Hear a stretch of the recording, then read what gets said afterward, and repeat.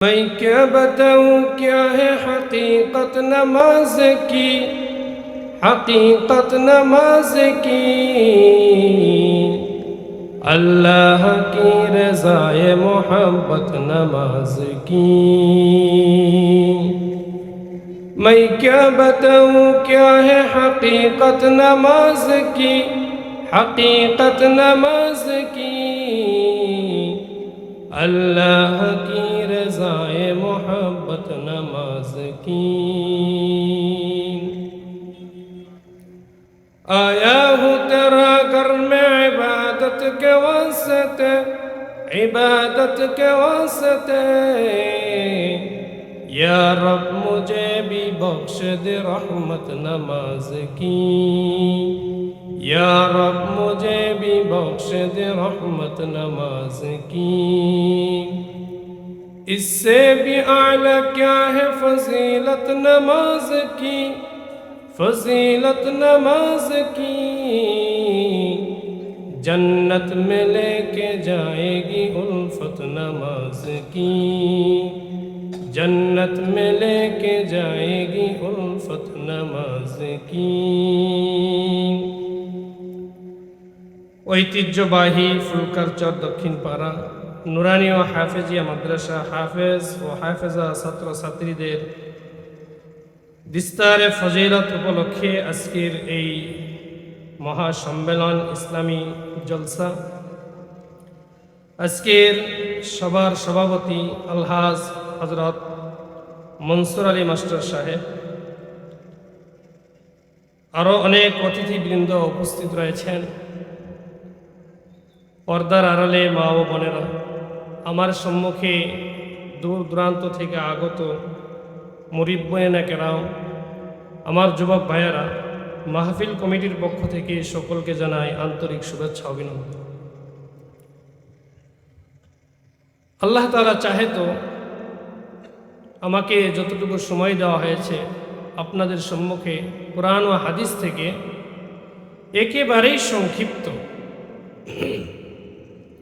একেবারেই সংক্ষিপ্ত কয়েকটি কথা বলেই বিদায় নেব। ওমা তৌফিক ইল্লা বিল্লাহ। আমার আলোচনার বিষয়বস্তু হচ্ছে,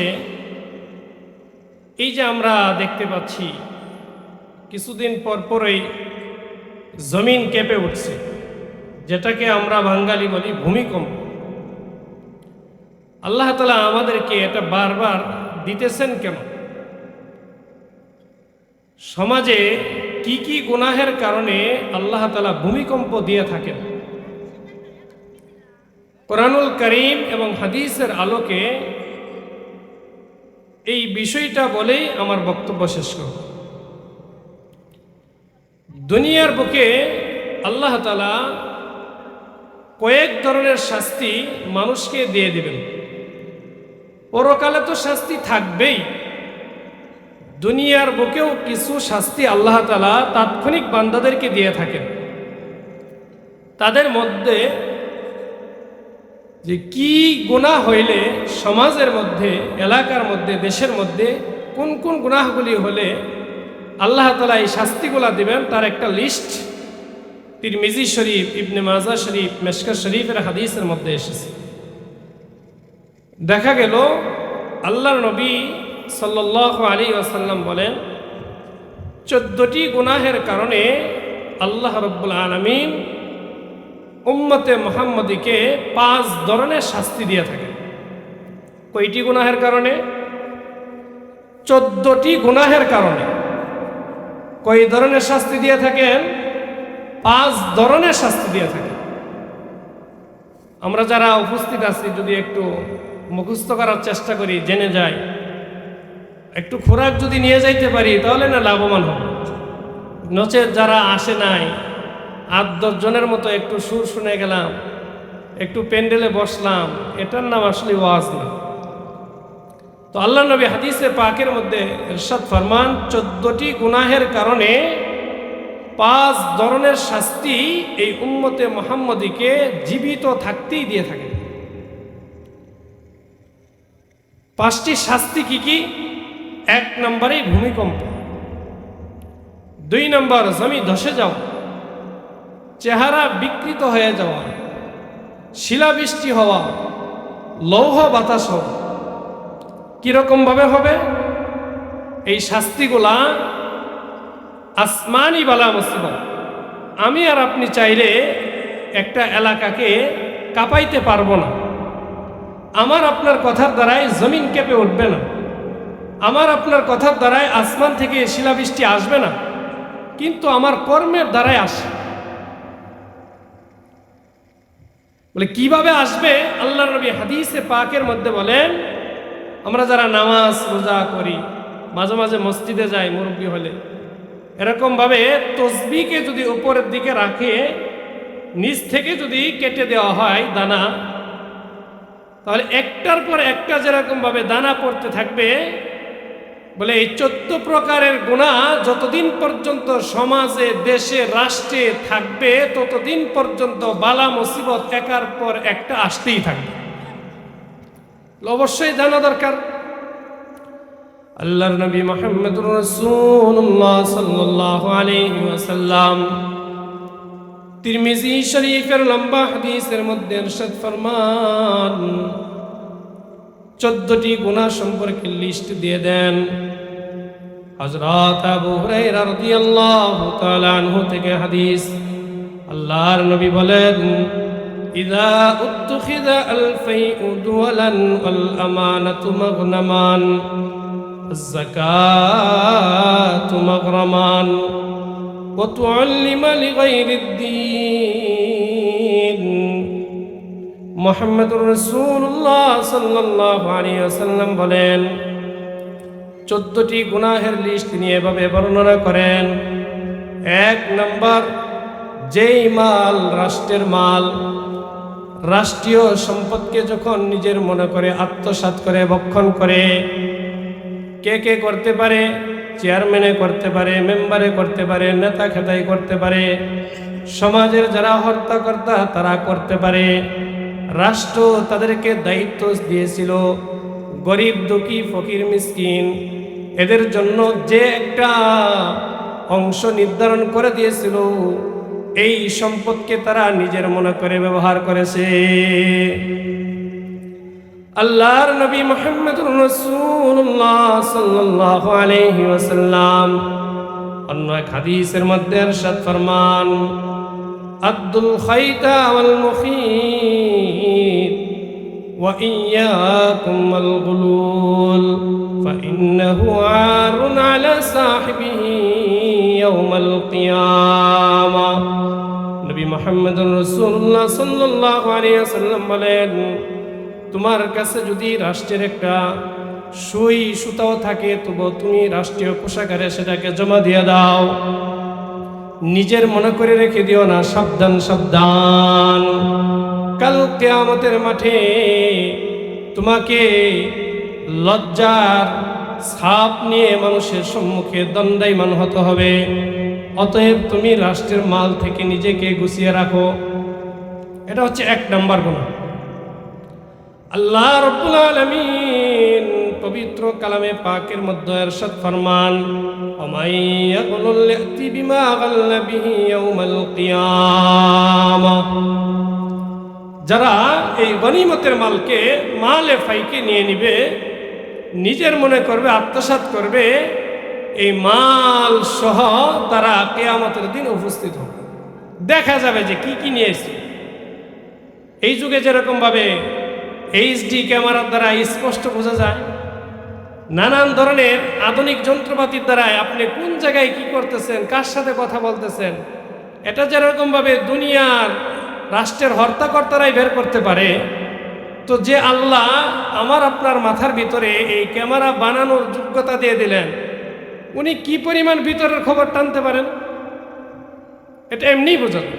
এটা হচ্ছে 1 নাম্বার গুণ। 2 নম্বরে আল্লাহর নবী মুহাম্মদুর রাসূলুল্লাহ সাল্লাল্লাহু আলাইহি ওয়াসাল্লাম ইরশাদ ফরমান, ওয়াল আমানাতু মাগনামান। আপনার আমার কাছে যখন কোনো ব্যক্তি আমানত রেখে যায়, এই আমানতকে নিজের মনে করে ব্যবহার করে, আমানতকে নষ্ট করে দেয়। এই জায়গার মধ্যে আমরা শুধু আমানত বলতে বুঝি কোনো বান্দা কোনো বান্দার কাছে টাকা পয়সা স্বর্ণ রূপা ধন দৌলত গরু ছাগল কিছু রাখলো, এটাকে আমরা আমানত বলে জানি, কিন্তু আমরা ভুলেই যাই আমাকে আল্লাহ তাআলা চক্ষু দিয়েছে, চক্ষুটা আমার কাছে আমানত। আমাকে আল্লাহ রাব্বুল আলামিন জবান দিয়েছেন, এই জবানটাও আমানত। আমাকে আল্লাহ রাব্বুল আলামিন কর্ণ দিয়েছেন, কান দিয়েছেন, সেটাও আমানত। পা দিয়েছেন, সেটাও আমানত। অর্থাৎ পুরা দেহটাই আল্লাহ রাব্বুল আলামিন আমাকে এমনি এমনি দেয় নাই, এটা আমানত স্বরূপ দিয়েছে। কেমনে বুঝলেন? বলে এই জন্যই তো আল্লাহ নবী মুহাম্মদুর রাসূলুল্লাহ সাল্লাল্লাহু আলাইহি ওয়াসাল্লাম হাদিসে পাকের মধ্যে বলেছেন, আত্মহত্যা করা মহাপাপ। আমার দেহ যদি আমারই হইতো তাহলে আমি যা মনে চায় তাই করব। আত্মহত্যা করলে মহাপাপ হবে কেন? কারণ দেহটা এটা আমাকে এমনি এমনি দেয় নাই, মন চাহিভাবে আমি এটাকে চালাই দিব, এই জন্য আল্লাহ তাআলা আমাকে দেন নাই। প্রত্যেকটার হিসাব নিকাশ হবে, কোনটাকে কোন কাজে ব্যয় করেছে। আল্লামা ফরিদউদ্দিন আত্তার রহমাতুল্লাহি আলাইহি তার কিতাবের মধ্যে লিখেন, এই যে অঙ্গ প্রত্যঙ্গ এগুলার হক কিভাবে আদায় করবে। এক হাদিস থেকে জানা যায়, মানুষ যখন ওযু করতে যাবে, ওযু করতে গিয়ে যখন তার দুই হাতখানা ধৌত করবে, এই হাত ধৌত করার দ্বারাই হাতের গুনাহগুলা ঝরে যাবে। যখন তার চেহারাকে ধৌত করবে, চেহারা ধৌত করার দ্বারাই চেহারার গুনাহগুলা জোরে জোরে পড়ে যাবে। মানুষ যখন তার এরকম ভাবে মাথাকে মাসেহ করতে থাকবে, মাথার যত গুনাহ আছে চুল পরিমাণ সবগুলা জোরে জোরে পড়ে যাবে। কান যখন মাসেহ করবে, আঙ্গুল ঢুকিয়ে দিবে শাহাদাত আঙ্গুল, কানের গুনাহগুলা জোরে জোরে পড়ে যাবে। এরকম ভাবে যখন পা ধৌত করবে, পায়ের গুনাহগুলা জোরে জোরে পড়ে যাবে। এটাও একটা আমানত রক্ষা করার উপায়। আল্লামা ইমাম ফরিদউদ্দিন আত্তার রহমাতুল্লাহি আলাইহি লিখেন, শুধু তাই নয়, তোমার ভাই আছে, আত্মীয় স্বজন আছে, প্রতিবেশী আছে, বিশেষ করে যাদের বোন রয়েছে, বোনকে বিবাহ দিয়েছেন, তার বাড়িতে দেখাশোনা করতে যাওয়া, এটাও আমানত রক্ষা করার একটা মাধ্যম। কিন্তু আমরা ভুলেই যাই, বলে বিয়ে দিয়েছি, ওরে তো একেবারে বনবাস দিয়েছি, ওটা দেখতে যাইতে হবে, তাই মনে করি না আমরা। এটা করা যাবে, এগুলাও আমানতের অন্তর্ভুক্ত। আমি আর আপনি পায়ের দ্বারাই হেঁটে হেঁটে যাব, পায়ের হক আদায় করে নিলাম, মাল খরচ করার জন্য গেলাম, মালের হক আদায় করে নিলাম, তাকে দেখতে গেলাম, এই যে অঙ্গ প্রত্যঙ্গ ব্যবহার করলাম। ইমাম ফরিদউদ্দিন আত্তার রহমাতুল্লাহ আলাইহি বলেন যে এটার দ্বারাই তোমার অঙ্গ প্রত্যঙ্গের এক ধরনের আমানত রক্ষা করলা, এক ধরনের হক আদায় করলা। এই জন্য আমরা শুধু মালকে যেন আমানত মনে না করি, আমার দেহটাও যে আমার কাছে আমানত, এটাও একটু বোঝার চেষ্টা করি। আল্লাহ তাআলা আমল করার তৌফিক দান করেন। 3 নম্বরে গুনাহের কথা, এই হাদিসের মধ্যে আল্লাহর নবী ইরশাদ ফরমান, ওয়াজ-যাকাতু মাগরামান। আজকাল সমাজের মধ্যে যাকাতকে মানুষ ঋণ মনে করে থাকে, ঋণ মনে করে।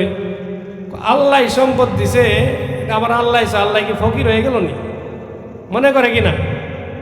আমার টাকা আমি ব্যবহার করবো, আল্লাহ চাই কেন? যাকাত দিতে বলে কেন?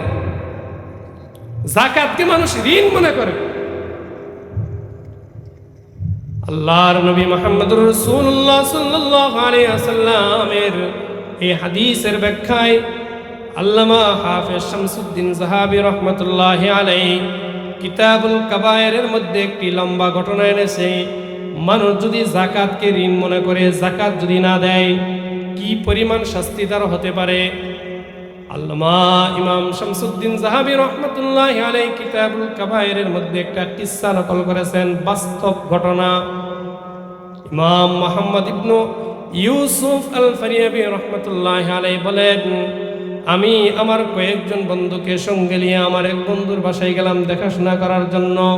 আমার বন্ধুর নাম ছিল আবু সিনান রাহমাতুল্লাহি আলাইহি। আবু সিনানের কাছে গিয়ে যখন বসলাম, বন্ধুর বাসায় যাওয়ার সাথে সাথে বলতেছে, আমার এক প্রতিবেশী মারা গেছে, চলো বন্ধু আগে তাকে দেখে আসি, তার হাল হাকিকত পরিচয় করে আসি, তার পরিবার কি অবস্থায় আছে একটু দেখাশোনা করে আসি। ইমাম মুহাম্মদ ইবনু ইউসুফ আল ফারিয়াবি রাহমাতুল্লাহি আলাইহি বলেন, আমরা কয়েকজন বন্ধু মিলে যখন তার ওই প্রতিবেশীর জানাজায় অংশগ্রহণ করার জন্য গেলাম, যাই দেখি তার জানাজার নামাজ শেষ, দাফন কাফনও শেষ হয়ে গেছে। এবার যে মারা গেছে তার ভাই বসে বসে কান্না করতেছে। আমরা তাকে বোঝানোর জন্য চেষ্টা করলাম, হাজারো বার সান্ত্বনা দেওয়ার চেষ্টা করলাম, কিন্তু সে তার কান্নাকে থামায় না, কান্না করতে আছে। আমরা তাকে কোরআনের আয়াত শোনাইলাম, কুল্লু নাফসিন যায়িকাতুল মাউত। আরে মানুষ তো মরতেই হবে, এত কান্না করার কি আছে? তার বন্ধু বলতেছে, আমরা তো এমনি এমনি কান্না করি না, এই যে আমি কান্না করতেছি আমার সাথে বাস্তব একটি ঘটনা ঘটে গেছে। বলে কি? জানাজার নামাজ শেষে, দাফন কাফনের শেষে এলাকার লোকজন যখন সবাই চলে গেল, আমি আমার ভাইয়ের দয়া মায়া মহাব্বতে কবরের পাশেই বসাছিলাম। হঠাৎ করে আসমানি গায়েবী আওয়াজ আসলো, এই কবরের ভিতরে আযাব হচ্ছে। কবর থেকেও এক ধরনের আযাব আসলো, আবার আযাবের শব্দ আমি শুনতে পেলাম। আমার কান সেটাকে প্রত্যক্ষ শুনতে পেল। আমি আর সইতে পারলাম না। আমি চাইলাম যে কবরটা একটু খনন করে দেখি না আসলে আযাব হচ্ছে কিনা। ইমাম মুহাম্মদ ইবনে আবু ইউসুফ আল ফারিয়াবি রাহমাতুল্লাহি আলাইহি বলেন, আমার বন্ধু আবু সিনান এই ঘটনা যখন খুলে খুলে বলতে লাগলো, আমরা খুব মনোযোগ সহকারে শুনতেছিলাম। সে বলতেছে, আমি কবর খনন করলাম, দেখলাম আমার ভাইয়ের গলার ভিতরে শ্রীকল, আগুনের শ্রীকল ঝুলানো। আমি সইতে না পেরে হাত বাড়ানোর জন্য চেষ্টা করলাম, সাথে সাথে আমার হাত পড়ে গেছে। এই যে দেখো, তোমরা আমাকে দেখতে আসছো, এই যে দেখো আমার হাত পুড়ে ছাই হয়ে গেছে। এটা তোর বাস্তব ঘটনা, আমি নিজে সাক্ষী। তখন মুহাম্মদ ইবনে ইউসুফ আল ফারিয়াবি রাহমাতুল্লাহি আলাইহি কোরআনের আয়াত তেলাওয়াত করলেন, ওয়ালা ইয়াহসাবান্নাল্লাযীনা ইয়াবখালুনা বিমা আতাহুমুল্লাহু মিন ফাদলিহি হুয়া খায়রুল লাহুম বাল হুয়া শাররুল লাহুম। মানুষ তো মনে করে আল্লাহ তাআলা আমাকে সম্পদ দিয়ে অনুগ্রহ করে, এটা যদি আমি দান করে দেই তাহলে তো শেষ হয়ে যাবে। কৃপণতা করে আর মনে মনে ভাবে এটাই তার জন্য উত্তম, নিজের জন্য ভালো মনে করে।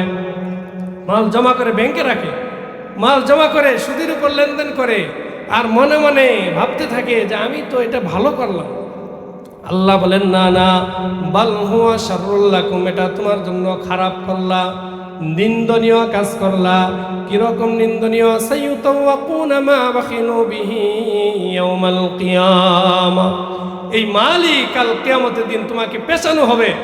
আবু ইউসুফ বলেন, এই যে তার গলার ভিতরে পেছানো তার ভাই দেখলো, এটা এই কোরআনের আয়াতেরই একটি দৃষ্টান্ত।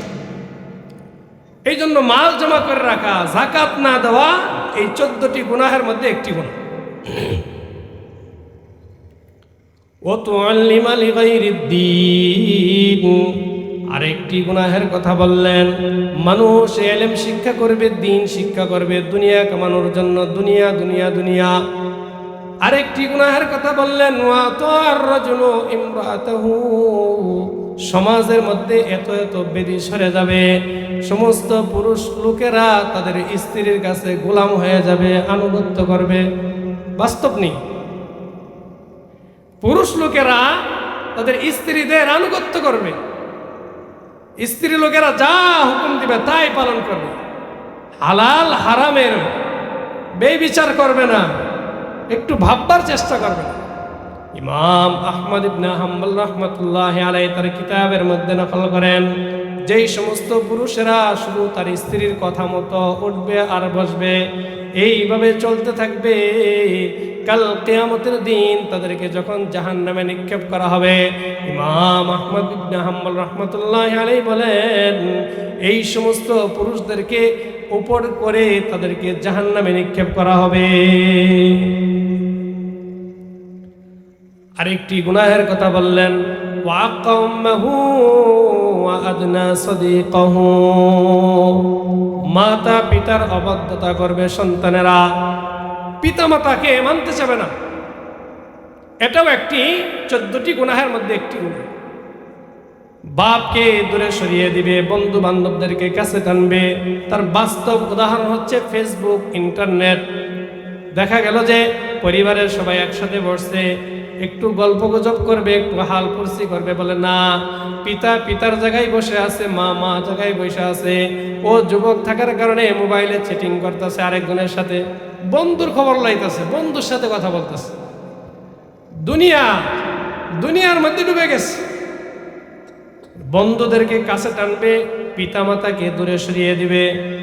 পিতামাতার খেদমত করা কিরকম ইবাদত, আল্লাহর নবী মুহাম্মদুর রাসূলুল্লাহ সাল্লাল্লাহু আলাইহি ওয়াসাল্লাম হাদিসে পাকের মধ্যে ইরশাদ ফরমান, বুখারী শরীফের হাদিস, ওয়া নবী আব্দুর রহমান আব্দুল্লাহ ইবনে মাসউদ রাদিয়াল্লাহু তাআলা আনহু قال سألت النبي صلى الله عليه وسلم أحب إلى الله تعالى أي العمل أحب إلى الله تعالى قال رسول الله صلى الله عليه وسلم الصلاة على وقتها قلت ثم أي قال بر الوالدين قلت ثم أي قال الجهاد في سبيل الله আল্লাহর নবী মুহাম্মদুর রাসূলুল্লাহ সাল্লাল্লাহু আলাইহি ওয়াসাল্লাম কে আব্দুল্লাহ ইবনে মাসউদ রাদিয়াল্লাহু তাআলা জিজ্ঞাসা করলেন, আই প্যারা হাবিব নবী মুহাম্মদ,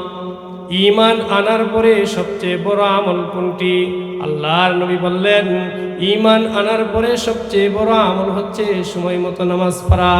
আব্দুল্লাহ ইবনে মাসউদ রাদিয়াল্লাহু তাআলা আনহু আবার জিজ্ঞাসা করলেন, ইয়া রাসূলুল্লাহ, এরপর কোনটি? ও পিতা মাতার খেদমত করা, পিতা মাতার আনুগত্য করা, পিতা মাতার সাথে ভালো সম্পর্ক রাখা। দূরে সরে যাবা তো এই যে 14 গুনাহের মধ্যে লিস্টের মধ্যে ঢুকে যাবে। শাস্তি কি হবে? 5 ধরনের শাস্তি থেকে যে কোনো একটা ভোগ করতে হবে। আল্লাহর নবী মুহাম্মদুর রাসূলুল্লাহ সাল্লাল্লাহু আলাইহি ওয়াসাল্লাম বলে দিলেন, এই যে গুনাহের লিস্ট, এর মধ্যে তোমাকে অবশ্যই অবশ্যই এই গুনাহগুলি থেকে পরহেজ করতে হবে, বাঁচিয়া থাকতে হবে। وأدنى صديقه وأقصى أباه وظهرت الأصوات في المساجد। সমাজের যে মসজিদগুলো আছে, এই মসজিদের মধ্যে মানুষ ফিতনা ফাসাদ করবে, উচ্চ আওয়াজে কথা বলবে। দেখা গেল বাজাগোজা হয়েছে, ঝগড়াঝাটি হয়েছে বাহিরে, এর খুব যারে মসজিদে যায়, হয়তো ইমাম সাহেবের সাথে অথবা ওরাই লাগিয়ে যায়।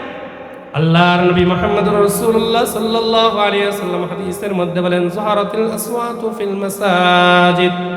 মসজিদের মধ্যে ফিতনা ফাসাদ করবে, মসজিদের মধ্যে উচ্চ আওয়াজে কথা বলবে। মসজিদের মধ্যে ইমামদের মত অনুসারে উচ্চ সুরে জিকির না করাটাই উত্তম। যে জায়গায় উচ্চ সুরে জিকির না করাটাই উত্তম, ওই জায়গায় আমরা সমাজের এরকম মিটিং মিছিল, এরকম ভাবে ঝগড়া বিবাদ করা কতটুকু বৈধ হইতে পারে? গুনাহের কাজ, একদম গুনাহের কাজ। ওয়াসাদাল কাবিলাতা ফাসিকুহুম। আল্লাহর নবী মুহাম্মদুর রাসূলুল্লাহ সাল্লাল্লাহু আলাইহি ওয়াসাল্লাম বলেন, যারা সমাজের মধ্যে নিম্ন শ্রেণীর মানুষ, যাদের সমাজের পায়ে পরিধান করার মতো ভালো এক জোড়া জুতা ছিল না, ভালো এক জোড়া জুতা যাদের পরিধান করার মতো ছিল না, এরা সমাজের নেতৃত্ব দেওয়ার চেষ্টা করবে।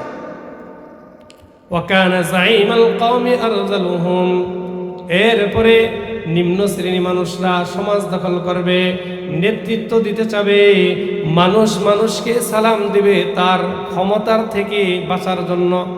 ক্ষমতা দেখায় একটা ক্ষতি করতে পারে, হওয়ার সম্ভাবনা আছে। ওরা যদি সালামটা না দেয়, কালকে কোন ক্ষতি করে বসবো ঠিক নাই, এই ভয়ে তাকে সালাম দিবে। আল্লাহর নবী মুহাম্মদুর রাসূলুল্লাহ সাল্লাল্লাহু আলাইহি ওয়াসাল্লাম বলেন, ওয়াযহারাতিল কাইনাত ওয়াল মাযিফ।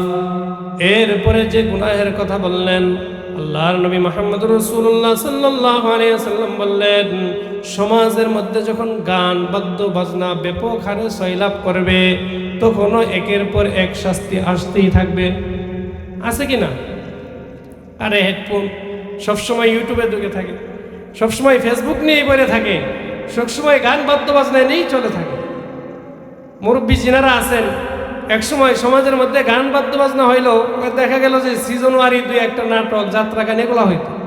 আর এখন প্রত্যেকের কাছেই মাশাআল্লাহ একটা করে আছে, বলে যার যারটা সেই দেখতেছে।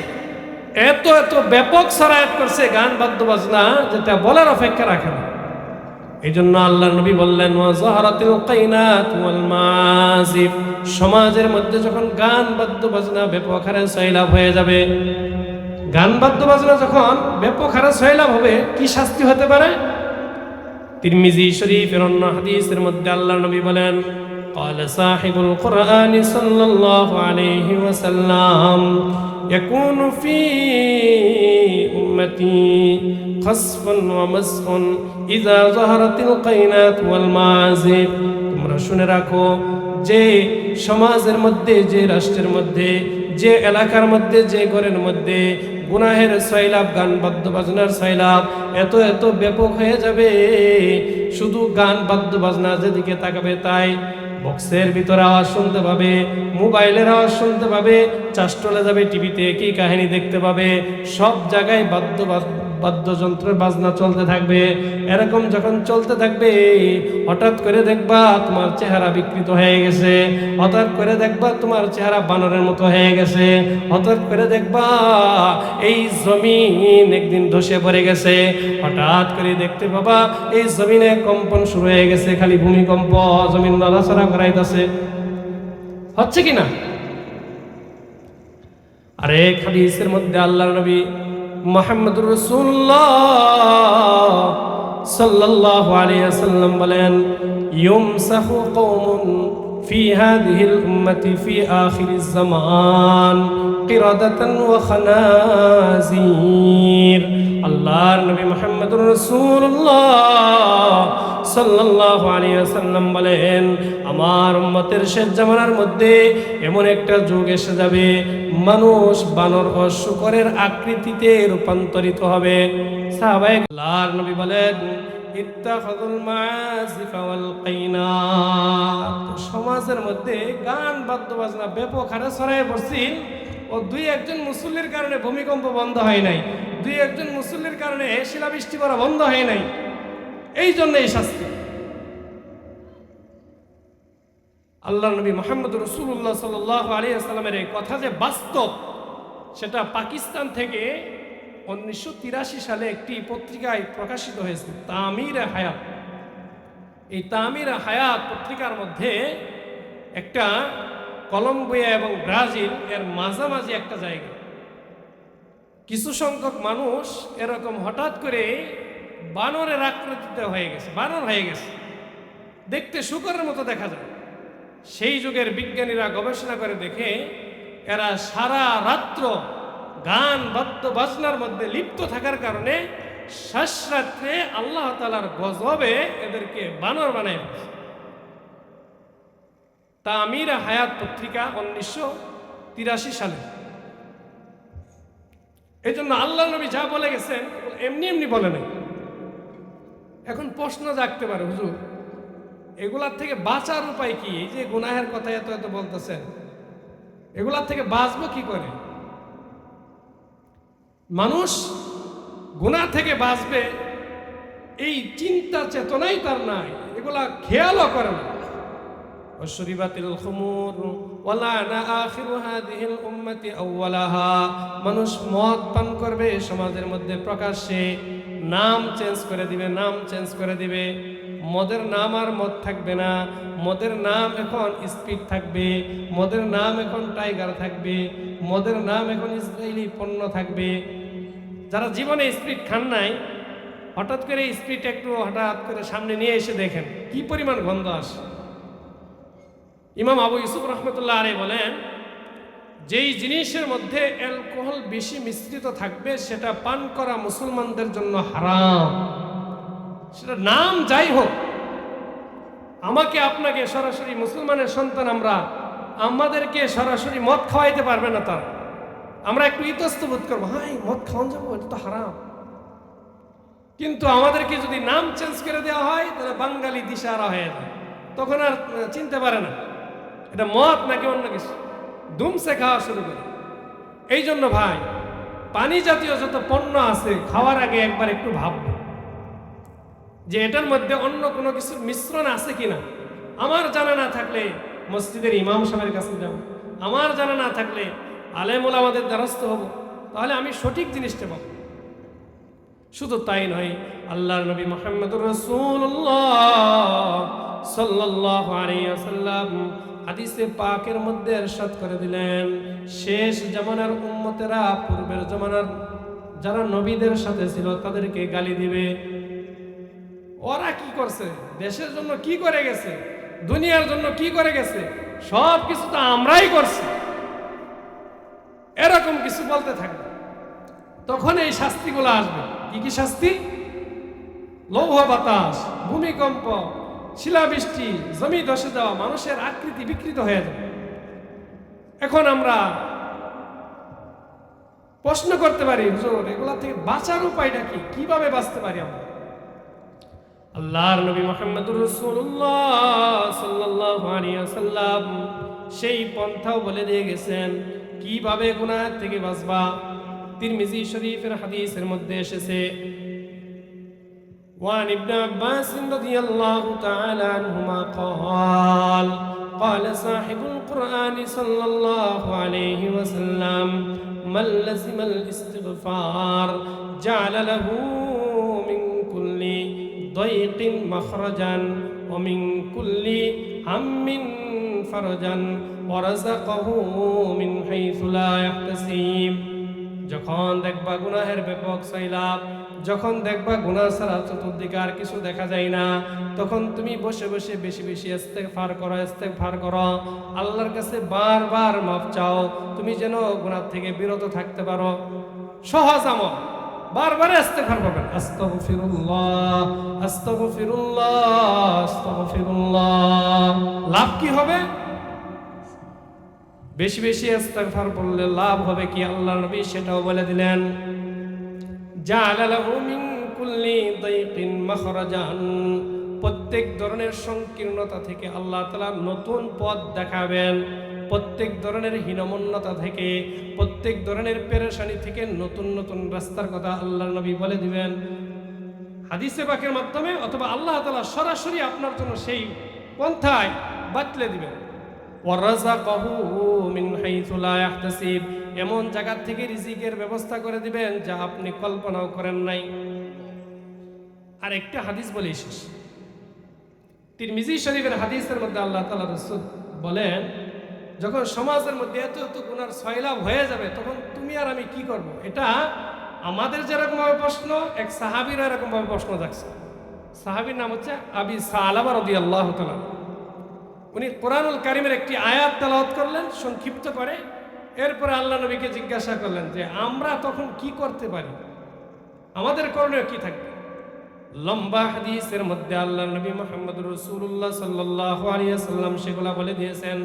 ওয়া নবী সালামা রাদিয়াল্লাহু তাআলা আনহু قال في قوله تعالى عليكم أنفسكم لا يضركم من ضل إذا اهتديتم قال أما والله لقد سألت عنها رسول الله صلى الله عليه وسلم فقال بل ائتمروا بالمعروف وتناهوا عن المنكر حتى إذا رأيت شحا مطاعا وهوى متبعا وهدى دنياي مؤسرة وإعجادا كل ذي رأي برأيه ورأيت أمرا لا بد لك منه فعليك نفسك। আল্লাহর নবী মুহাম্মদুর রাসূলুল্লাহ সাল্লাল্লাহু আলাইহি ওয়াসাল্লামের প্রিয় সাহাবী কোরআনুল কারীমের সংক্ষিপ্ত এই আয়াতটি তেলাওয়াত করলেন, আলাইকুম আনফুসাকুম লা ইয়াদুররুকুম মান দাল্লা ইযা ইহতাদাইতুম। তোমরা নিজেকে নিয়ে চিন্তা ভাবনা করো, নিজেকে নিয়ে ফিকির করো, মানুষের পিছনে পিছনে পড়িও না। এই কথাটুকুর ব্যাখ্যা জানতে চাইলেন, ইয়া রাসূলুল্লাহ ইয়া হাবিবাল্লাহ, আপনি তো কোরআনের মালিক, আপনার উপর কোরআন নাযিল হয়েছে, তো কোরআনের এই আয়াতের মধ্যে আমরা পাইলাম আলাইকুম আনফুসাকুম, তোমরা নিজেকে নিয়ে চিন্তা করো। তাহলে কি দুনিয়ার মানুষের চিন্তা ভাবনা ছেড়ে দিব? এদের মাঝে কি সৎ কাজের আদেশ অসৎ কাজের নিষেধ করব না? আল্লাহ নবী বললেন যে করবা, একটা লিমিট আছে। কখন তুমি নিজেকে নিয়ে চিন্তা ফিকির করবা? যখন সমাজের মধ্যে দেখবা মানুষ কৃপণতার পিছনে চলে গেছে, মানুষ শুধু কৃপণতা করে পকেটের টাকা দিনের পথে খরচ করতে চায় না, মানুষ যখন নিজের নফসের খায়াশারির দিকে ঝুঁকে পড়ে নফসের মঞ্চাহীভাবে জিন্দগি কাটাইতে চায়, দুনিয়াকে যখন আখেরাতের উপর প্রাধান্য দিতে চায়, এটা যখন ব্যাপক হারে হয়ে যাবে, মানুষ যখন প্রত্যেকেই নিজের রায়কে সমাজের ভিতরে প্রতিষ্ঠা করতে চাবে, আমি যা বলছি এটাই সঠিক, এই কথা যখন সবাই নিজেদের মাঝে এই প্রবণতা যখন বেড়ে যাবে, তখন তুমি নিজেকে নিয়ে চিন্তা করো। ফাআলাইকা নাফসাক ওয়াদা আমরুল আওয়াম, সাধারণ মানুষের পিছে পড়া ছেড়ে দাও, কে কি করলো তা দেখার আসে যায় না। কেন ফাইন্না রাআকুম আইয়ামাস সাবর, তোমাদের পরবর্তী যে যুগটা আসবে এটা হচ্ছে ধৈর্যের যুগ। আমাং সাবর ফিহিন্না, এই সময় যে ধৈর্য ধারণ করবে, কবাজা আলাল জামার, আগুনকে জ্বলন্ত কয়লাকে হাতে নিয়ে রাখা যেরকম ভাবে কঠিন, এই সময়টাকে ধৈর্য ধারণ করা তার চেয়ে বেশি কঠিন। এই যে কঠিন সময় আসলো, এর মধ্যে আমল করলে আমাদের লাভটা কি? আল্লাহর নবী মুহাম্মদুর রাসূলুল্লাহ সাল্লাল্লাহু আলাইহি ওয়াসাল্লাম বলেন, লিল আমিলি আজরু ফিহিন্না আজরু 50 রাজুলা, 50 জন ব্যক্তি আমল করলে যে পরিমাণ সওয়াব হবে, তুমি একা আমল করলে এই পরিমাণ সওয়াব হবে। তো সাহাবায়ে কেরামের মনে একটু প্রশ্ন জাগলো, ইয়া রাসূলুল্লাহ, ইয়া হাবিবাল্লাহ, এই 50 জন মানুষ কি আমরা না তাদের মধ্য থেকে, মানে শেষ জামানার 50 জনের আমল নাকি আমাদের মতো সাহাবীদের 50 জনের আমল? এটা জিজ্ঞাসা করছে। قالوا يا رسول الله أجر 50 منهم قال رسول الله صلى الله عليه وسلم أجر 50 منكم। আরে শেষ জামানার 50 জনের একজনের আমলের সমপরিমাণ না, বরং তোমরা যারা সাহাবায়ে কেরাম আছো, তোমাদের 50 জনে আমল করলে যে পরিমাণ সওয়াব, এই যে গুনাহের যখন ব্যাপক সয়লাভ হয়ে যাবা, তোমরা ধৈর্য ধারণ করবা, নিজেকে নিয়ে চিন্তা ভাবনা করবা, আর তুমি একা একা আমল করলে তোমাদের সাহাবারা 50 জন যেরকম আমল করলে যে পরিমাণ সওয়াব হবে, একা আমল করলে এই পরিমাণ সওয়াব দেওয়া। এই জন্য যেহেতু গুনাহের ব্যাপক সয়লাভ হয়ে গেছে, আমরা এই টুটাফাটা যাই কিছু শুনলাম, আল্লাহ তাআলা আমাদের প্রত্যেককে আমল করার তৌফিক দান করেন। ওয়া আখিরু দাওয়ানা আলহামদুলিল্লাহি রাব্বিল আলামিন। আসসালামু আলাইকুম ওয়া রাহমাতুল্লাহি ওয়া বারাকাতুহু।